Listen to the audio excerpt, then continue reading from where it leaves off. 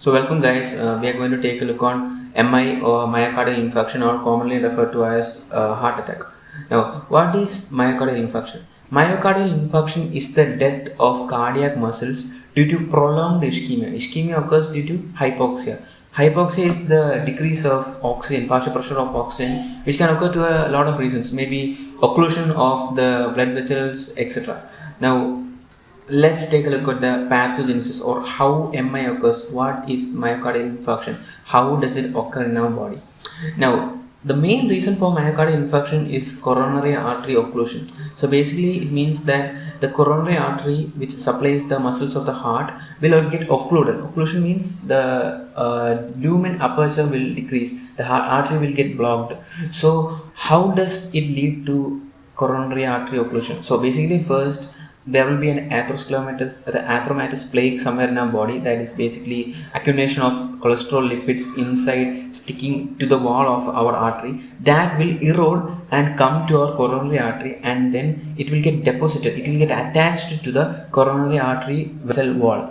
Now, when this happens, the platelets which moves by, they get activated, they adhere to this, they aggregate, and this causes more platelet activation, adherence, and this keeps on continuing like a chain reaction until a lot of platelets come and aggregate, and like the lumen will start to decrease in its aperture, and basically it forms a thrombus. So this thrombus leads to the block in the coronary artery. So that's how the coronary artery occlusion takes place, mainly due to atheroscleromatous plaque. Now, other factors that lead to coronary artery occlusion are, first, genetic factors like familial hypercholesterolemia. So this is actually a genetic disorder in which there is a problem in the metabolism of LDL. So we'll actually study it in second year pathology. Next, family history, increasing age, male gender. Now the thing is that females up to menopause, they have a protection due to their hormones against myocardial infarction. After the menopause, they will also be victim of a high chance of myocardial infarction. Then we have hyperlipidemia. Basically, high lipid count is actually a core factor in causing atheroma. So like atheroscleromatous plaque, it's a basic factor. Next, hypertension. Hypertension, because of turbulent blood flow, it can cause activation of the endothelium, and it cause some plaque to form. Next, cigarette smoking. Then diabetes. Diabetes induces hypercholesterolemia. Hypercholesterolemia leads to formation of atheromatous plaque, which is basically the reason for coronary artery occlusion. Next, inflammation. In inflammation, there is a lot of inflammatory mediators that are secreted and released and present in the blood. These inflammatory mediators activate the platelets, and thus it can also lead to coronary artery occlusion.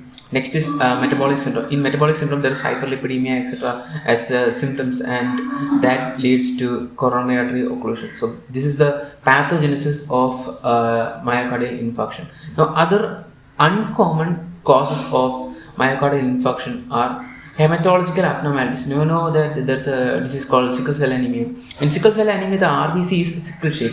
So a sickle shape RBC cannot travel properly through the blood vessels, and it can cause a clot. So it basically, if it goes through the coronary artery, then it can cause a block in the coronary artery. Basically, that is what coronary artery occlusion means. So that can lead to myocardial infarction.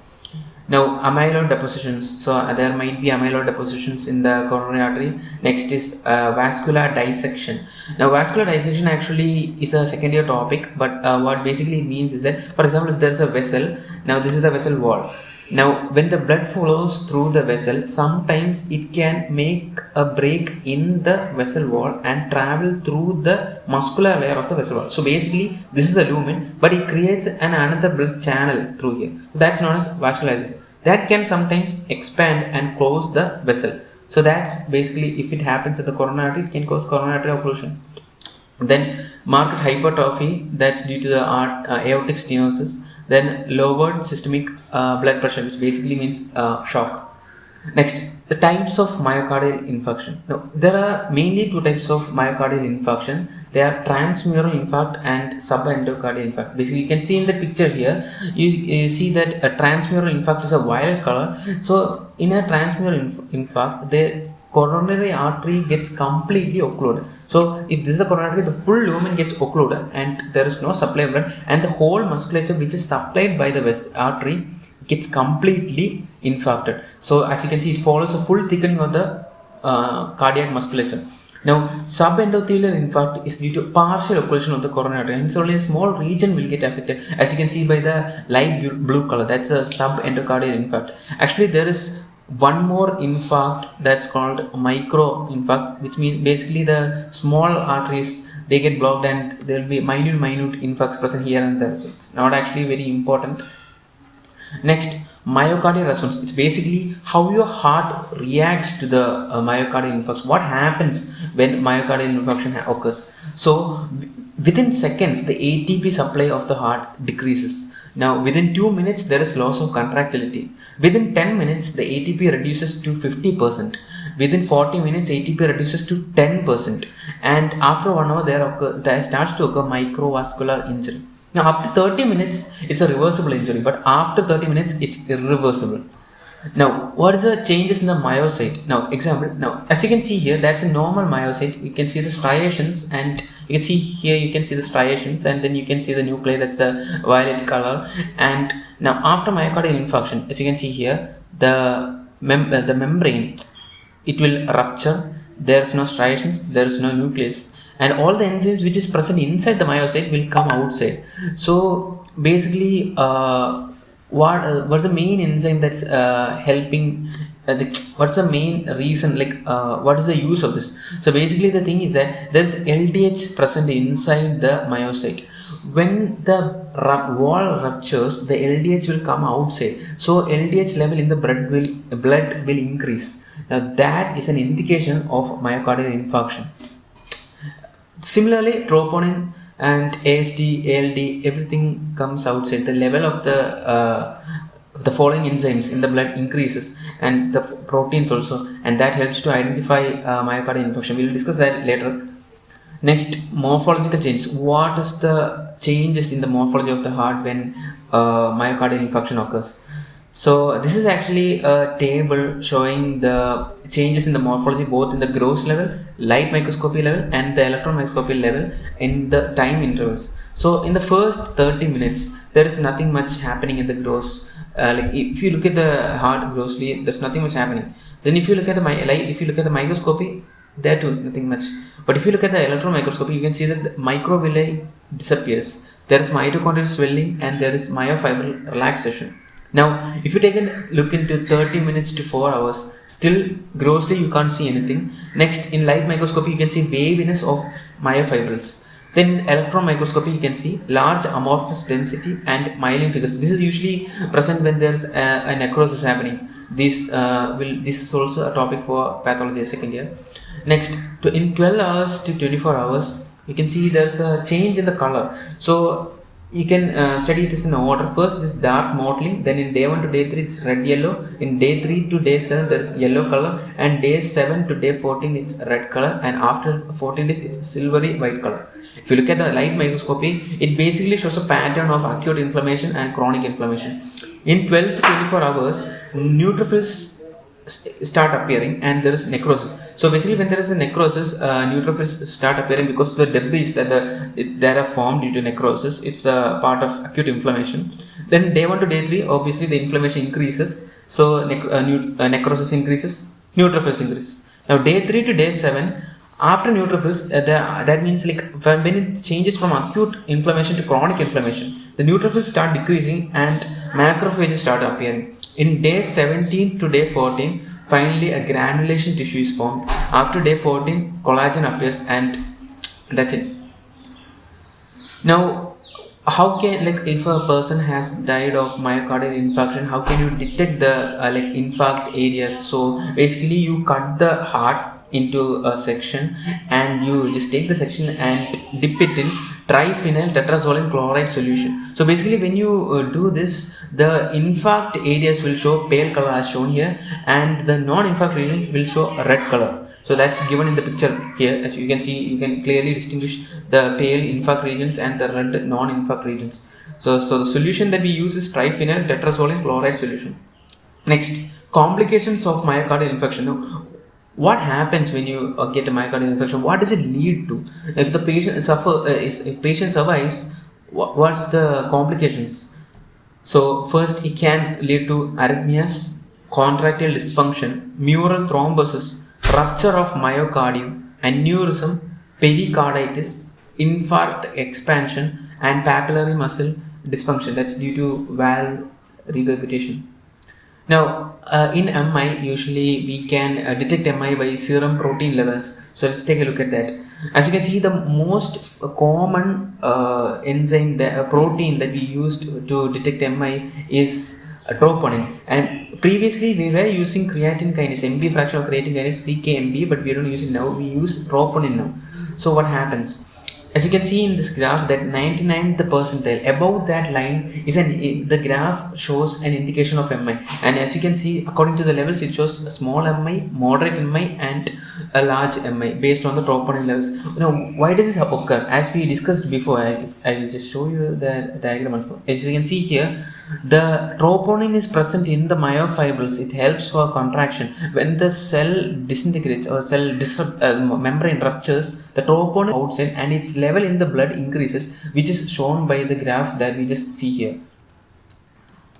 Next, what's the treatment? What should we do if a patient comes to us with MI? First, we can give oxygen supplementation, because MI is actually coronary artery occlusion, right? So basically the cardiomusculature does not get oxygen supply, so we need to complement that.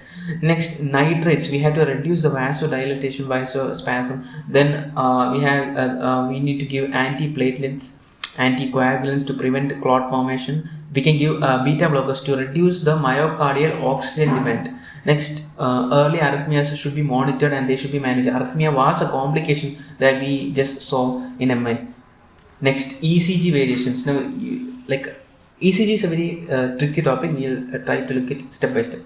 Now, consider this box to be a myocyte. So, in a resting phase, inside the box, inside the muscles, it's relatively more positive charged than the surroundings.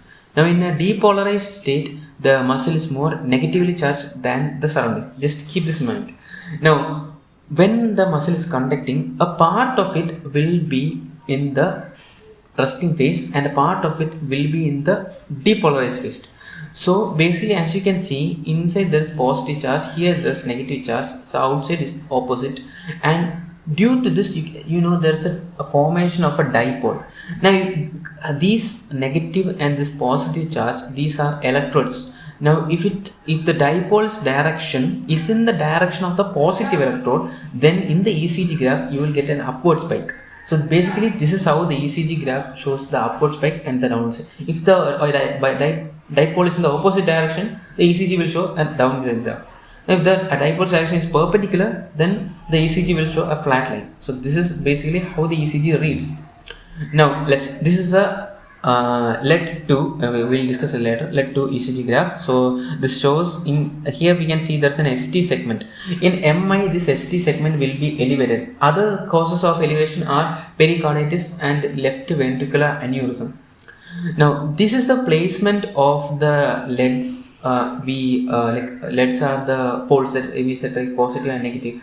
So placed all around the body. So we keep 6 on the chest. We keep 1 on the right arm, we keep 1 on the left arm, we keep 1 on the left leg, and we keep 1 on the right leg. The right leg is usually a neutral one. So next, why do we do this? Now, first, we in the chest leads, we measure the potential difference variations in the chest plane. So we use the right arm, left arm, and the legs. Those legs we use it for the coronal plane. Now, as you can see, disregarding all these LEDs, these are all unipolar LEDs. As you can see, these are unipolar LEDs. But there are bipolar LEDs also. So, though they are referred to as LED 1, LED 2, and LED 3. So, LED 1 is from right arm, where right arm is negative positive. Similarly, the LED 2 is from right arm to left leg, where right arm is negative and left leg is positive, and correspondingly from the left arm to left leg, where left arm is negative and left leg is positive. These are LED 1, 2, and 3. Now, so we take 6 chest LEDs from the transverse plane and we take 6 limb LEDs from the coronal plane. Now, that's how we get a total of 12 LED ECG. Now, this is a typical ECG. Now, why is this say differentiated into lateral, anterior, lateral? So the reason is that if you take a look at the reddish area, that's the inferior heart. So length 2, 3 and AVF. If you see in the diagram that we have seen, as you can see in this diagram, length 2, 3 and AVF, these three are in the region of the inferior heart, as you can see here. So these three measure the potential differences in the inferior heart. And what supplies the inferior heart? Right coronary artery. So if there is any variation, if there is any ST elevation in these three, then we can make sure that there is an infarct that is caused due to the occlusion in the right coronary artery. So correspondingly, with variation of each of these graphs, we can localize the region where the infarct is occurs. That is the use of having 12 LEDs and measuring the ECG in 12 LEDs. So this is a typical graph showing the different areas. You can take a screenshot if you want. You can get it in Google also. So this is a diagram showing. So see, as you can see here, different. So 2, 3 and AVF, they take the inferior region, and correspondingly the remaining take the remaining regions. Thank you. That's all.